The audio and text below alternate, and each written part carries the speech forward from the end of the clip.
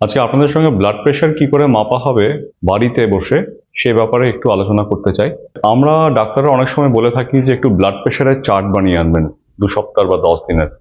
তাতে করে পেশেন্টরা মাঝে মাঝে কি করেন যে দিনের বিভিন্ন সময়ে ব্লাড প্রেশারটা মাপেন অনেকে ভুল করে, এবং তাতে করে কি হয় আমাদের শরীরের যে সার্কাডিয়ান রিদম সেটার উপর সেটা different point of time different হওয়ার ফলে অটোনমিক নার্ভাস সিস্টেমের উপর তার একটা এফেক্ট পড়ে, এবং তার ফলে ব্লাড প্রেশারের যে ম্যাগনিটিউড আমরা দেখি মেশিনে সেটা কিন্তু ডিফারেন্ট হতে পারে, এবং তার থেকে কিন্তু একটা ফ্যালাসিয়াস একটা আইডিয়া আমাদের হয়। তো ব্লাড প্রেশার মাপার জন্য যেটা সবচেয়ে প্রথম মনে রাখতে হবে সেটা হচ্ছে দিনের কোনো একটা পার্টিকুলার টাইমে বসে আমাকে ব্লাড প্রেশারটা মাপতে হবে।